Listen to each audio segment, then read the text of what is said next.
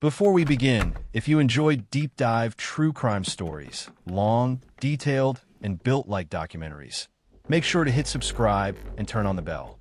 Every time, we uncover the cases that still haunt America, the mysteries police never solved, and the killers who slipped through history.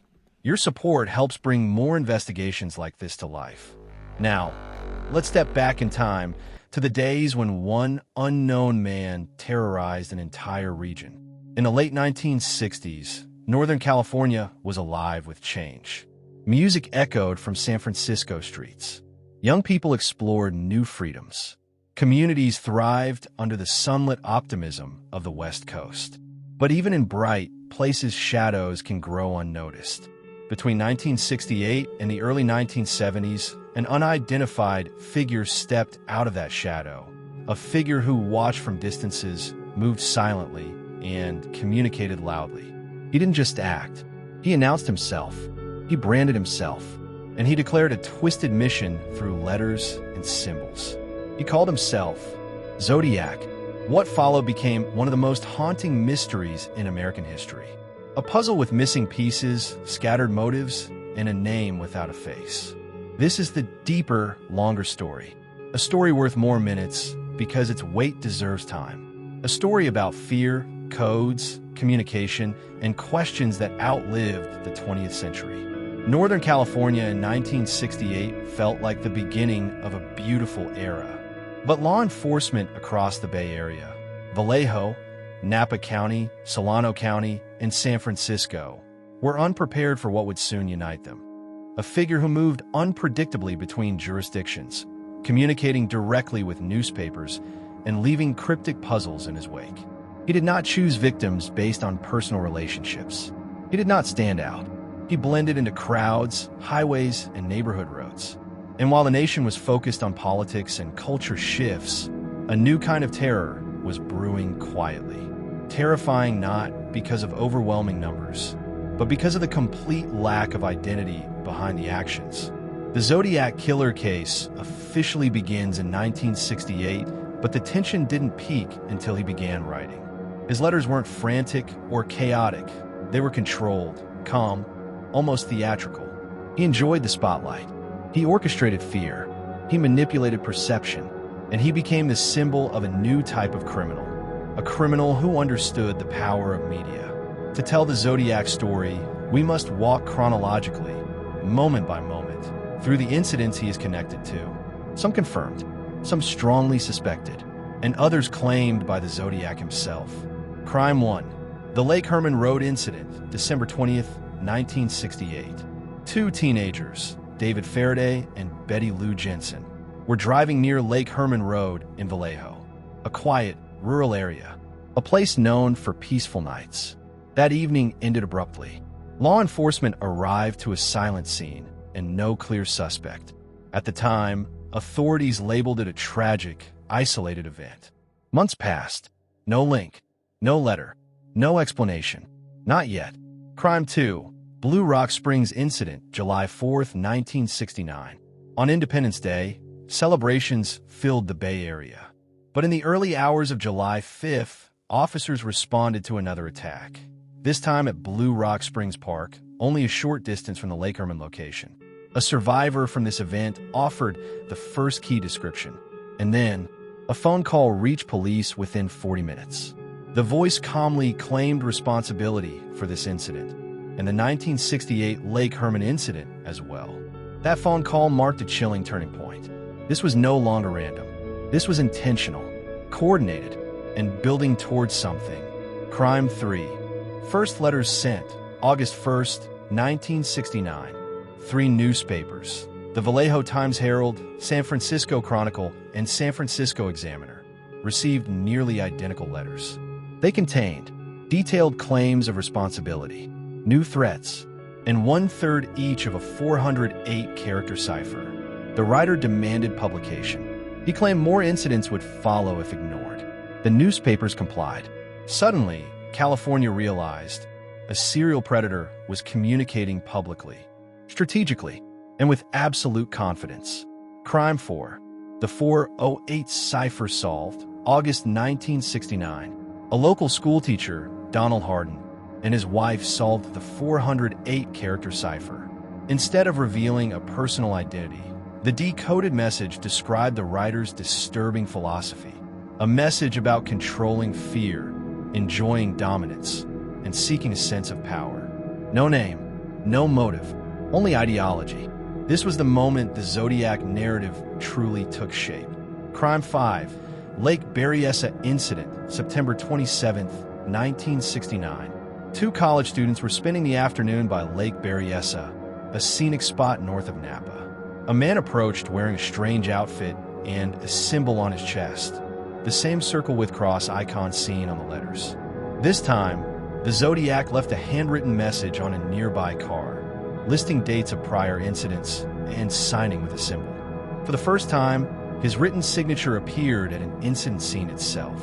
Crime 6, the San Francisco Presidio Heights Incident, October 11, 1969. In San Francisco, a local taxi driver picked up a fare late at night. The passenger directed him to Presidio Heights. A short time later, an incident occurred and witnesses, children from a nearby home, reported seeing a man leaving the scene. Police arrived, but miscommunication about suspect race caused critical delays. Later, a letter arrived at the San Francisco Chronicle containing a portion of the taxi driver's clothing, confirming authenticity. This incident took the Zodiac from rural roads into the heart of a major city. Fear expanded rapidly. Crime 7, the bus bomb letters, late 1969, early 1970. The Zodiac sent letters referring to potential attacks on school buses. These threats resulted in immediate and widespread fear. School districts changed routines. Some buses were accompanied by police escorts. Parents kept children home. Though no such event occurred, Zodiac's threats alone affected thousands of people. He understood psychological manipulation and used it extensively. Crime 8, the 340 cipher, November 8, 1969. A new cipher, 340 characters, arrived. Experts tried, agencies tried, cryptologists tried, but no one cracked it for decades. It wasn't until 2020, more than 50 years later, that a team of private codebreakers finally revealed its hidden message. And yet, once again, no identity, only more taunts, more philosophy, more misdirection. Crime 9, the My Name Is letter, April 20th, 1970. The Zodiac sent another letter containing a 13-symbol cipher he claimed would reveal his name. It remains unsolved. Researchers debate whether the cipher contains a real name or was intentionally meaningless. Some believe it was a diversion. Others believe it hides something important. No consensus exists.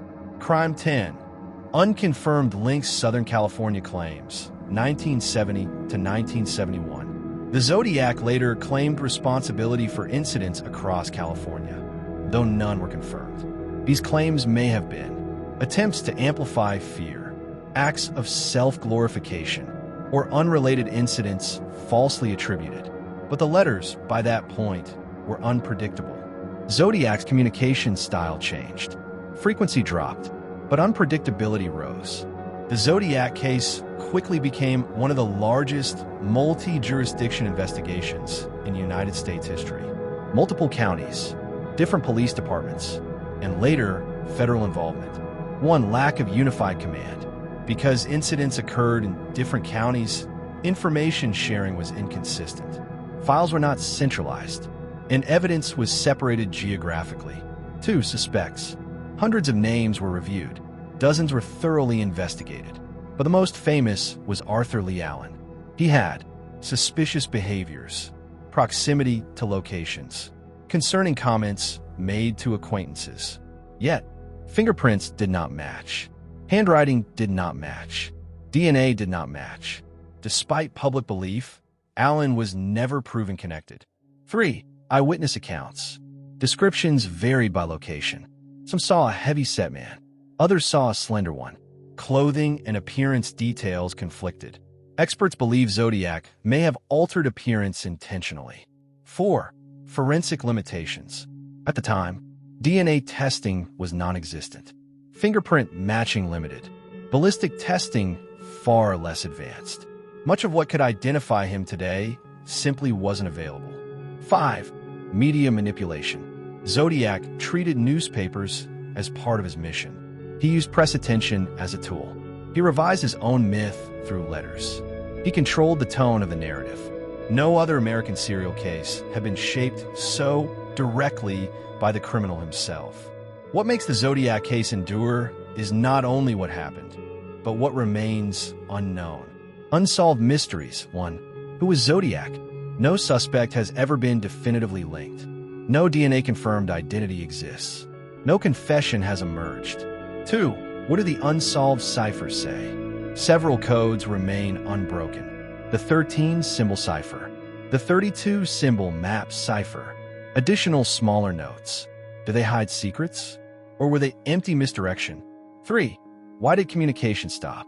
Did he move away? Become incarcerated? Pass away? Simply lose interest? No one knows. 4. Did Zodiac commit more crimes than known? He claimed dozens. Confirmed incidents are fewer. Were his claims exaggeration? Or clues left for future discovery? 5. Why the obsession with symbols? His crosshair symbol, his ciphers, his diagrams. Was he military trained, mathematically inclined, self-taught, or simply using symbols for theatrical impact? More than half a century has passed. Northern California has changed. But the specter of the Zodiac Killer still lingers in true crime history. Files remain open. Evidence remains preserved. Researchers, detectives, cryptologists, writers, and amateurs continue to search for answers. Every solved cipher brings hope. Every newly examined document raises questions. Every small discovery reignites the case. But as of today, Zodiac remains a name without a face, a signature without a person, a riddle without a solution. He once wrote, "I will not reveal my identity because you will try to slow down or stop my collection." Yet time slowed him down anyway. The world moved forward, but his story stayed behind, a haunting puzzle waiting for the final piece. Until that piece surfaces, the Zodiac lives only in mystery, speculation, and the whispered corners of American crime history.